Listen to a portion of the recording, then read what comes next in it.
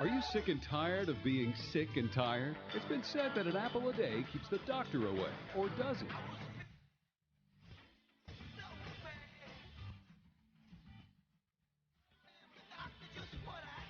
It's time to get a new prescription for your life. Get ready for your daily dose of healthy talk radio, the show that's empowering your health. And now, here's America's health and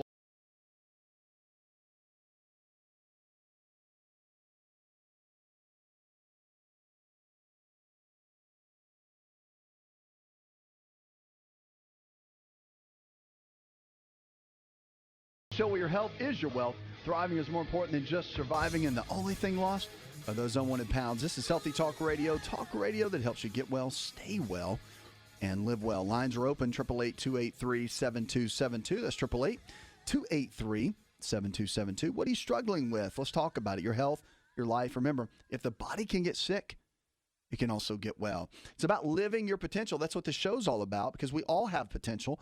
The question is, are we tapping into it? Are we living the lifestyle and the life that we were designed to live? We were all given a gift, and that's this life.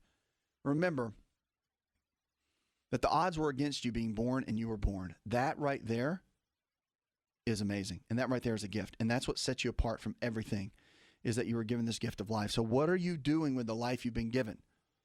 It's about reaching your potential. It's about getting to the next level. It's about making an impact with your health and with your life. 888-283-7272 is the phone number. Lines are open. You can give us a call. And don't forget, go to the website, asarx.com, and you can send us an email.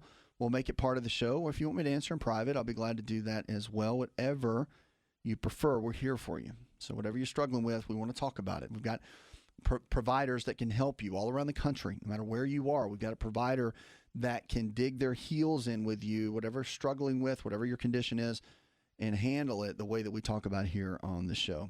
Let's talk about hip pain a little bit. I want to kick off with that and start into that a little bit, because there's 5 common causes of hip pain, specifically in women. And hip pain can result from wear and tear, overuse, and a few other causes.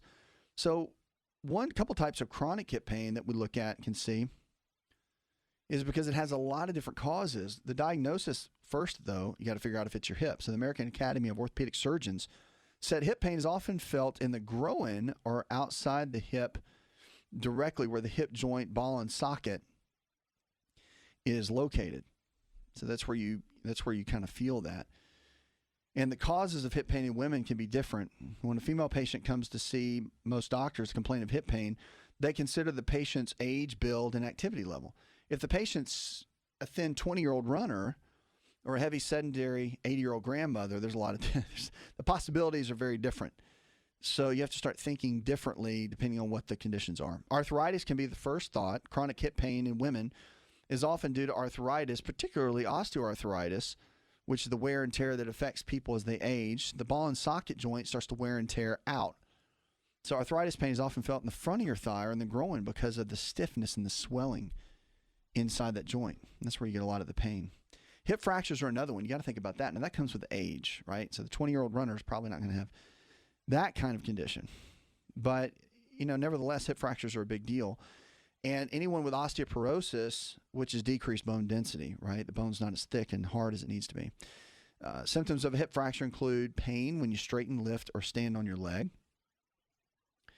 And also, the toes on your injured side will appear to turn outward, a sign that can aid your doctor's preliminary diagnosis. So you'll kind of have the toes and the foot will flare out to the side. Hip fractures are a pretty big deal. Okay, tendonitis and bursitis, these are other ones that are not as impactful, but they still don't feel great. So many tendons around the hip connecting the muscles in the joint, and these tendons can easily become inflamed if you overuse them or participate in strenuous activities. One of the most common causes of tendonitis in the hip joint, especially with runners, is IT band syndrome. Iliotibial band is a thick span of tissue that runs from the outer rim of the pelvis to the inside of your knee. Another cause of the hip pain in women is bursitis. So if you deal with hip pain at all, there's a lot of reasons why, and there's a lot of ways to take care of it. So we're talking about another area too, and this mimics hip pain, which is really, really interesting, but it's called hernia. And if you've ever heard of a hernia, it's where there's of course, in the groin area, there's a femoral and inguinal hernia. These are always referred to as sports hernias. They can cause anterior frontal hip pain in women and men, by the way. Pregnant women can be susceptible to the inguinal hernias because of the added pressure on the wall of their abdomen. Now, gynecological and back issues are another big issue. Hip pain in women can have a lot of gynecological issues. And depending on your age and other health issues, the pain in your hip could be coming from some other system. Endometriosis is another one. Now, with the endometriosis, which the uterus lining grows somewhere else, can cause pelvic tenderness, which some women describe as hip pain. Pain from the back and the spine can also be felt around the buttocks and the hip. Now, sciatica, which is a big, big deal. This is not, this one hurts. Like this is one that you need to watch out for. But sciatica is a pinched nerve, typically affects one side of the body and can cause pain in the back of the right or left hip, rather. So that one is quite the challenge, and we see that a lot, especially in clinical practice. Treatment for the hip pain depends on the diagnosis. So it's all about the diagnosis. Remember, it's inflammatory in nature. It's wear and tear unless there's some kind of injury. But excessive weight, the obesity issue we have right now, 70% of Americans are overweight, 40% are obese. Like, it's a crisis. It's beyond a crisis. As long as I've been doing this show, I'm amazed at the fact that the obesity rates have increased. Like, I thought for sure, as much as we know and as much as we're educating between television and radio and internet, like, we would all kind of get it and get excited and really change our health and lifestyle choices, but we're just getting fatter. It's crazy. Nevertheless, I'm on a mission. I want to see people live their potential. So that's why we're here. Okay, even if people still struggle, that's why we're here. You need a voice that can help carry you through all this. Really makes a difference. 888-283-7272 is the number. Lines are open. You can give us a call or go to asarx.com. Visit us at the website, and we can help you.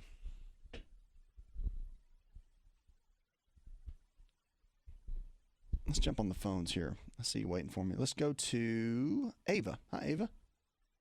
I am 46 years old, and over the past year and a half, it's gotten to where I am just as tired when I wake up as when I have gone to sleep. I usually kind of bottom out around 4 o'clock each day, and I'm getting 8 to 9 hours of sleep a night, so I was concerned. Yeah, the sleep issue, it's important. I mean, regardless of what anybody tells you, it's super, super important. You have to get sleep. And if you're not, and you're not getting the level of sleep that you feel like you need, if you're not getting in that deep REM stage of sleep, and you know when you are. I mean, if you're not dreaming at all, you're not getting into a very deep stage of sleep. So it's okay if you don't remember your dreams like vividly, but you kind of know if you dream or not. So if you're not hitting that stage, your body's not getting into a real deep stage of sleep. So I would encourage you, first and foremost, to look and see if you have any neurotransmitter, which are the brain chemicals, instability there. Because a lot of times with sleep, what you find is that it can be mineral deficiencies. Like, it could be something like calcium or potassium or magnesium, which is pretty common, by the way. But it also could be something neurotransmitter related. So if you just find that it's just imbalanced and you can't get there, that's probably what it is. The brain chemistry, like serotonin levels, even GABA, when those levels are off even a little bit, it can cause sleep disturbances. So check out your routine. Like, make sure you've got a good, solid routine every day, that you're not sporadic in the way that you go to bed at night, that you've got a good sleep hygiene, as we call it, and that you've got a good routine going each day. That's the first thing you got to check. Do that for like a week, and then you can let us know. I get the testing done, though, for the neurotransmitters. If you can't find a doctor to do that, let our provider team know, our lifestyle providers. They're all around the country. They can help you. Okay? But we're here no matter what. But sleep is a big deal, and I'm glad you reached out to us, okay? We'll talk soon. 888-283-7272. We'll be right back.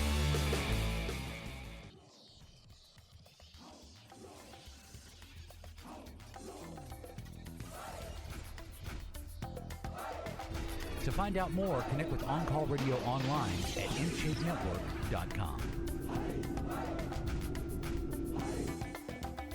Welcome back to the show, 888-283-7272. That's 888-283-7272. So glad you're with us. Go to the website, go to asarx.com. What about pain management? So pain management's a big deal. Like, people that struggle with pain, deal with pain. It's a big deal. And I really want to jump in for just a moment and talk about it, because if you do pain management, it can be a highly challenging situation to be on these medications. But what about doing pain management without drugs? You ever thought about that? You're probably going, no. So pain management without drugs is possible. So when it comes to this and you're looking at chronic pain, what can you do? Well, when chronic pain sets in, people immediately look for their medicine cabinet or rush to the drugstore, because a medication usually offers temporary pain management relief. We don't want pain. Like the two things human beings we avoid pain, but we create change in our lives due to one of two things: either pain, massive pain, or pleasure. And usually pain and fear will push us further into change than the latter. But nonetheless, I mean, that's how we're wired, and that's how our brains work, and that's how our bodies work. So when you're talking about pain management and getting relief from pain, of course we go to medicine, because we don't want to hurt. Like, that's pretty simple, right? So acupuncture, there's some alternatives in pain management that I hope you'll consider. So if you struggle with pain management, or if you struggle with pain and you're in pain management, right, look at some of these alternatives, because they're really, really good. I'm excited about them. Number one is acupuncture. It's the oldest pain management technique in the world, Chinese practice of acupuncture. So it uses tiny needles placed in specific joints along the body to help alleviate chronic pain. And the other pain management that's really good, and by the way, a lot of insurance companies now are paying for acupuncture, and they're covering it with insurance. So that's a super important thing to understand, because, I mean, a lot of people, I think even Medicare has considered it. I don't know if it's completely gone that route yet, but I know it was considered. So pain management, along with acupuncture, is massage therapy. And therapeutic massage, extremely beneficial. So many good techniques, sports massage and deep tissue. But it offers a lot of benefits with chronic pain management. The deep tissue massage and some of the gentle techniques can help relax muscles, sore tissues, and ease chronic pain. One study in the Annals of Internal Medicine found that benefits of massage easing lower back pain for about 6 months or longer. It really does. It makes a big difference. Another one is physical therapy. So physical therapy teaches you how to gently move and stretch your muscles and work your joints to strengthen them, which can help alleviate pain. Unlike medication, physical therapy can actually help treat the underlying source of your pain, whether it's arthritis or another condition that can help. Physical therapy can also include water therapy, which is like working the muscles in the pool or whirlpool. And physical therapy also includes regular exercise and working with pain specialists trained in physical therapy, and can teach you the right way to exercise or alleviate pain, not increase it. So in a recent article in the Annals of Internal Medicine, it found that doing home exercises taught by physical therapists was more helpful for neck pain than actual drugs. Think about that. That's pretty cool. Hot and cold therapy is another big one. You're seeing the cryotherapy clinics now. Have you seen those? So cryotherapy is where it's really, really cold, and the sub-zero temperatures, not sub-zero, but it's really, really cold. These low temperatures of the body, with what it does to the body, helps from recovery. So, but the heat and contrasted with the cold, hot and cold therapy, can help quite a bit. And so the heat therapy boosts the blood flow in areas of the body pain due to inflammation, and it allows muscles to relax. So you can apply a heating pad or a heat wrap and then relax in a hot bath for pain management. Can soothe everything, really. The cold therapy, though, can be useful for pain management. It slows blood flow to a painful joint, so the swelling's reduced and the nerves aren't able to send messages as quickly for pain. So you can apply a cold pack or even do the cryotherapy. So we're talking about pain management, doing it naturally. You're listening to the Asa Rx Experience. Give us a call, 888-283-7272 to join in the show, or go to the website, go to asarx.com. So another one for pain management, we're talking about hot and cold therapy. We've talked about acupuncture. We've talked about massage therapy and physical therapy. But what about therapy for the mind? So anxiety, stress, and depression can all aggravate the pain cycle in the body. So it's important not to ignore the emotional side of your pain.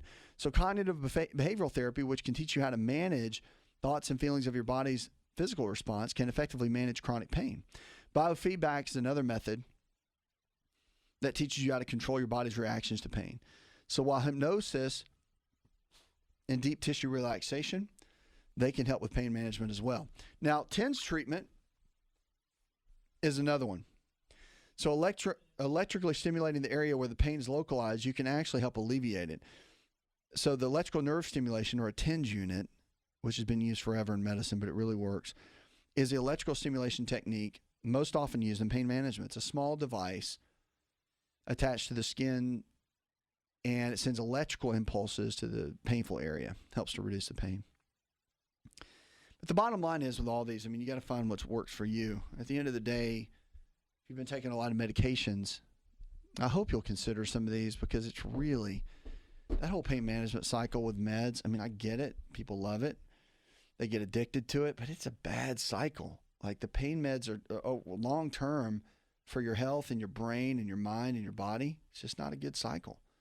So if you can come out with a new way of doing this, whether it's acupuncture, massage therapy, physical therapy, hot, cold therapy, TENS unit, whatever you have to do, like, just pick something.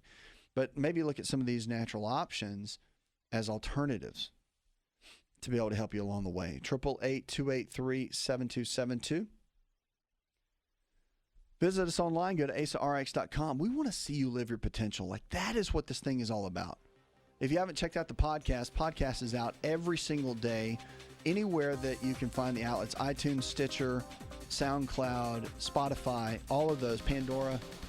You can check it out and check out our podcast and all the latest episodes. Of course, you know, the radio show here goes to the podcast. That's how you can catch the previous episodes of that. Coming up, we've got more questions about your health, and can marijuana help my diabetes? That's a hot topic right now. Now we're getting into it, nitty-gritty right there. So we'll be right back. Don't go anywhere. You're listening to the Asa Rx Experience. Did you know that you can listen to the Asa Rx audio experience on Spotify and Pandora? For all the ways to watch and listen, check out our show page at asarx.com/experience.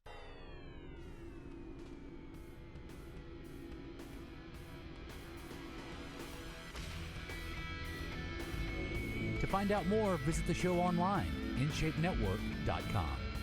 Welcome back to the show, 888-283-7272. That's 888-283-7272. So glad you're with us. This show is all about helping you live your potential. I'm Asa, your host. Good to be with you as always. So we're going to dive in. Like, I'm just going to go ahead and deep dive in to this topic that no one wants to talk about, right?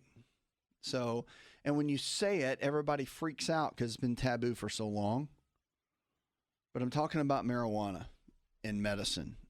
Like, and all my conservative folks are like, don't talk about the marijuana. Don't talk about the CBD. Don't talk about. Yeah, it's here. Like, so many states have adopted it. It's here, and it's a plant. So let's jump into it, okay? Now, I've never been a marijuana smoker. Like, I've never been into it. I mean, even in my day of youth, right, running around college and all that, I was just never a pot guy. Just never was. It's never my thing. So now that it's here in medicine and they've got studies behind it and we're really diving into this thing, I want to get into some of it because I think we need to know. Like, it's one thing just having an opinion about what we think, but it's another thing to jump into the research and look at it. So research and the risk, and so we're talking about marijuana and can it help diabetes? Because there's a lot of things that we know it can help, but what about diabetes? I think this is really interesting. Research is now on the benefits of medical marijuana for people with diabetes is preliminary. They're doing new studies on it. But research for marijuana for medicinal purposes is limited, and the FDA has not approved the drug as a standard of care. 29 states and Washington, D.C., have legalized medical marijuana. All right, 29 states. That's a lot.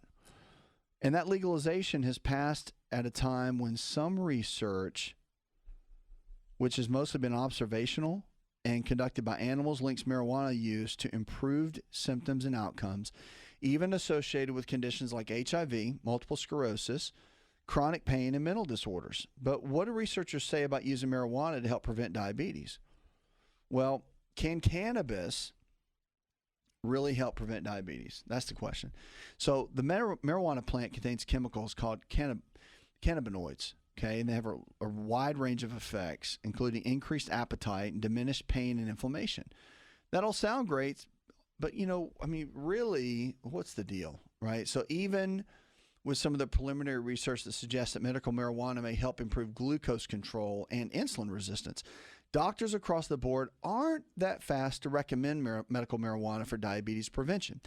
So that's because most of the studies have really not met the gold standard of what we use in the studies. So medical marijuana hasn't been analyzed in a large, randomized controlled study in which human subjects with type 2 diabetes actually used it. So such studies reduce the risk of bias in study authors and provide the most reliable evidence for what we have with what we call a cause and effect relationship between two factors. So in this case, it'd be medical marijuana and diabetes.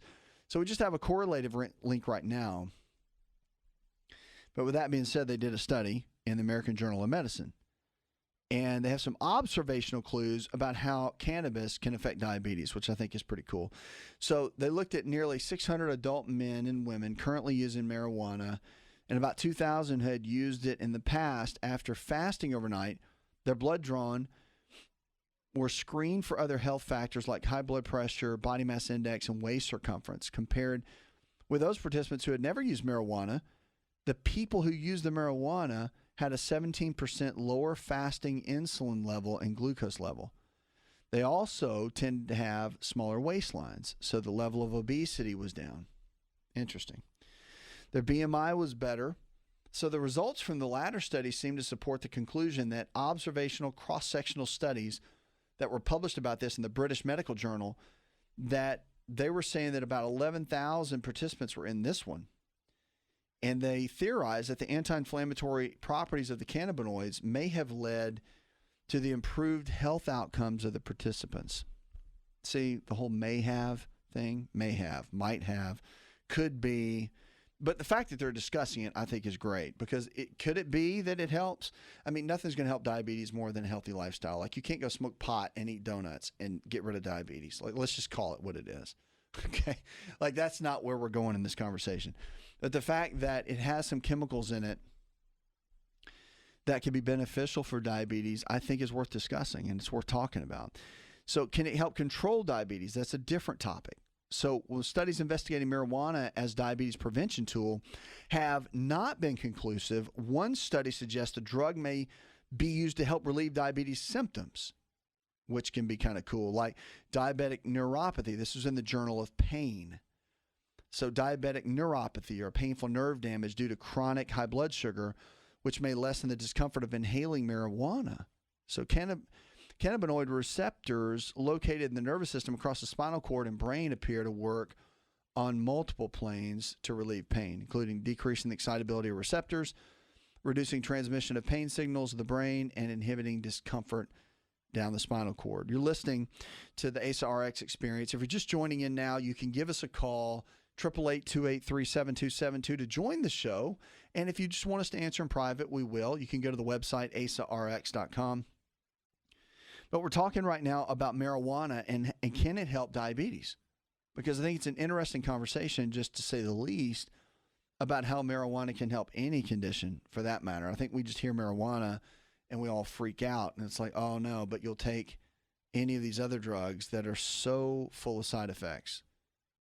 And then we look at marijuana, which I'm not like some marijuana fan, trust me. I just think it's interesting that we're now having these conversations and that 29 states have accepted it. Like, it's just an interesting time that in my lifetime I never thought I would see. So it's cool that we're having these conversations because it does have benefits, and we're seeing that. And I think that when you talk about, I mean, it is natural, so it's a plant. So anytime we're dealing with any kind of something somewhat natural, it's pretty cool to see the way God designed it. Now, the whole getting high thing, that's a whole different topic. But the benefits and the medicinal benefits that can come from the cannabis is pretty strong. The THC is a whole different topic. But the CBD portion, the oil that we're now seeing and using, that one is really powerful. So the barriers, just so you know, there's barriers to this research. And again, that's too technical, but I want to get into what a lot of the clinicians are saying. So clinicians agree that more data is needed, which is cool. The research is in the infancy. We all get that. But as far as the marijuana using medicinally to improve measures of metabolism for diabetes, there's a lot more unknowns than knowns. And it's way too early to make a recommendation for using cannabis for diabetes. So Troy Donahue, he's a physician, an associate professor right down the street from us in endocrinology and diabetes at the University of Florida. Although I'm a Seminole, go Noles. He studied the effects of marijuana use following bariatric surgery. So Donahue was previously at the University of Colorado in Denver, where he saw many patients with diabetes and obesity who use cannabis recreationally or medicinally for anxiety, sleep, or pain control. He notes that one thing clinicians agree on is that strains of marijuana that produce a feeling of highness, the THC, many of which are recreational, would not be advisable for people with diabetes because they tend to increase appetite. Yeah, for sure. So for people with diabetes, strict diet and weight management, it's crucial to help regulate blood sugar levels and increase insulin sensitivity. So what do doctors know? They know behavior changes like healthy diet and more physical activity, as well as approved medications for weight loss and diabetes, have been proven to halt the development and progression of the disease. So we know the risk and benefits, he says, and that makes the approaches far more preferable than medical marijuana for physicians to recommend. So what are the next steps? You know, one of the things they say, although medical marijuana, the legislation, that's kind of a big deal, it's getting passed in more states. The traditional physicians who rely on research and official U.S. medical guidelines, they're really waiting on the studies. So even though it's approved, doesn't mean your doctor's going to be cool with it. And a lot of guys and gals are jumping on the marketing bandwagon, and you'll just be an all pot clinic, right? So you go in and get your medical card and get all the marijuana you want. There's a lot of that going on. Just be careful with that. I get business and I get marketing. I just don't know that I'm a huge fan of that. I mean, that's capitalizing in a way. And I mean, just like the pain management clinics, which I think do a lot of good, by the way. Well-run pain management clinics that are not there, you know, as a glorified drug, you know, pushing meal, which they busted a lot of those recently. But the really good pain management clinics that are doing great, they screen very well, and they don't just hand out pills to everybody. I really have so much respect for that because a lot of people are in pain. And if that's the case for a medical marijuana clinic, that's great. But if it's just solely for working it for profit, not cool. So just do your research. But I think it's worth talking about that more conditions are being talked about, like diabetes, for what medical marijuana can do and how it can benefit, and the different parts of it that can really make a difference. So you gotta respect that we're seeing that more and more. 888-283-7272. That's 888-283-7272. Give us a call or go to the website. Go to asarx.com. That's asarx.com. If you haven't checked out the podcast, please do. You can look up at any of the outlets: iTunes, Stitcher, SoundCloud, Pandora, Spotify, any of those. Look up Asa Rx Experience and you'll find it. Of course, we get the radio shows from the day we post there, plus original content, interviews, celebrity interviews that you don't want to miss. All of that there is at the podcast. Love to have you part of that. Coming up, more questions about your health, and I'm going to jump in and hit on a couple of things you don't want to miss, especially you guys. I've got some things content-wise that's all about men's health.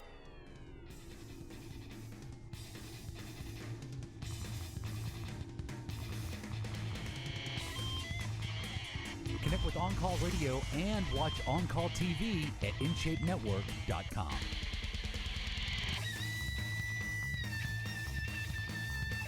Triple 8-283-7272. That's 888-283-7272. So glad you're with us. Check us out on the web.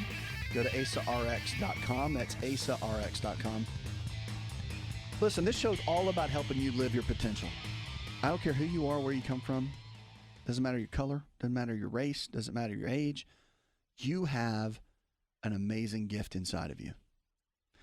And you are designed to do something great in this world. You have a potential.